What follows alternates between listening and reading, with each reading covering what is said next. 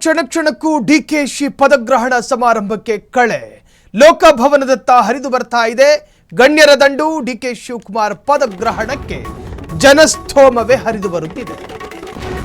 ಕ್ಷಣ ಕ್ಷಣಕ್ಕೂ ಡಿಕೆಶಿ ಪದಗ್ರಹಣದ ವೇದಿಕೆ ರಂಗು.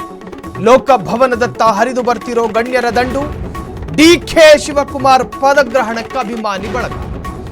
ಲೋಕಭವನ ಸುತ್ತಮುತ್ತ ಬಿಗಿ ಪೊಲೀಸ್ ಬಂದೋಬಸ್ತ್ ಏರ್ಪಡಿಸಲಾಗಿದೆ.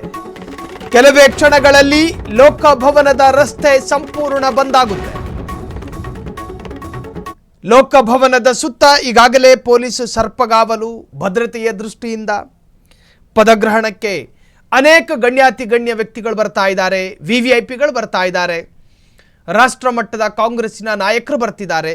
ವಿಶೇಷವಾಗಿ ಲೋಕಸಭೆಯ ವಿಪಕ್ಷ ನಾಯಕ ರಾಹುಲ್ ಗಾಂಧಿ, ಎಐಸಿಸಿ ಅಧ್ಯಕ್ಷ ಮಲ್ಲಿಕಾರ್ಜುನ್ ಖರ್ಗೆ, ಕರ್ನಾಟಕ ಉಸ್ತುವಾರಿ ರಣದೀಪ್ ಸುರ್ಜೇವಾಲಾ, ಸಂಘಟನಾ ಕಾರ್ಯದರ್ಶಿ ಕೆಸಿ ವೇಣುಗೋಪಾಲ್, ಕೇರಳದ ಸಿಎಂ, ಹೀಗೆ ಅನೇಕ ಗಣ್ಯರು ಇವತ್ತಿನ ಲೋಕಭವನದ ಪದಗ್ರಹಣ ಕಾರ್ಯಕ್ರಮಕ್ಕೆ ಬರೋದ್ರಿಂದಾಗಿ ಲೋಕಭವನದ ಸುತ್ತಮುತ್ತ ಸಾರ್ವಜನಿಕ ಸಾರಿಗೆ ವ್ಯವಸ್ಥೆಗಳೆಲ್ಲೆಲ್ಲಿ ಸಂಪರ್ಕ ಆಗುತ್ತೋ ಅಲ್ಲಿನ ರಸ್ತೆಗಳು ಬಂದ್ ಮಾಡಲಾಗುತ್ತೆ.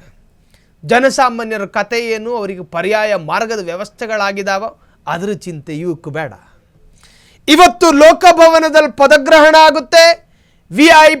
ವಿವಿಐಪಿಗಳು ಬರೋ ರಸ್ತೆಗಳು ಕ್ಲಿಯರ್ ಇದ್ದರೆ ಸಾಕು. ಈಗಾಗಲೇ ಬೆಳಿಗ್ಗಿನಿಂದಲೇ ಎಲ್ಲ ತರಹದ ಸಾಂಗವಾದ ವ್ಯವಸ್ಥೆಗಳಾಗಿದೆ. ಕಟೌಟ್ಗಳು ಹಾಕೋದೇನು, ಬ್ಯಾನರ್ ತಗಲಾಕ್ಸೋದೇನು, ಹೀಗೆ ಎಲ್ಲ ತರಹದ ಹೆಂಗೆಂಗೆ ಸೌಂದರ್ಯವನ್ನು ಮತ್ತಷ್ಟು ಹೆಚ್ಚು ಮಾಡಬಹುದು, ತನ್ನ ನಾಯಕನ ಫೋಟೋಗಳನ್ನು ಇನ್ನೆಷ್ಟು ದೊಡ್ಡ ಮಟ್ಟದಲ್ಲಿ ಹಾಕಬಹುದು, ಆ ಎಲ್ಲ ತರಹದ ಬ್ಯಾನರ್ಗಳನ್ನು ಕೂಡ ಬೆಳಿಗ್ಗಿನಿಂದಲೇ ಮೇಕ್ರಿ ಸರ್ಕಲ್ನಿಂದ ಹಿಡಿದು ಲೋಕಭವನದವರೆಗೂ ಕೂಡ ಮಾಡಲಾಗಿದೆ. ವಾರ್ಡ್ ಮೆಂಬರಿಗೊಬ್ಬ ಪೋಸ್ಟರು, ಒಬ್ಬೊಬ್ಬ ಶಾಸಕರಿಗೂ ಒಂದೊಂದು ಬ್ಯಾನರು, ಅಣ್ಣಂಗೆ ಜೈವಾಗಲಿ ಅಂತ. ಸೊ ಈ ತರಹದ ಬ್ಯಾನರ್ಗಳನ್ನೊಳಗೊಂಡ ಬೆಂಗಳೂರಿನ ಲೋಕಭವನದ ರಸ್ತೆಗಳು ಇನ್ನೇನು ಕೆಲವೇ ಗಂಟೆಗಳಲ್ಲಿ ಬ್ಲಾಕ್ ಮಾಡಲಾಗುತ್ತೆ. ಸಾರ್ವಜನಿಕ ವಾಹನಗಳ ಪ್ರವೇಶವನ್ನು ರದ್ದು ಮಾಡಲಾಗುತ್ತೆ. ಭದ್ರತೆಯ ದೃಷ್ಟಿಯಿಂದ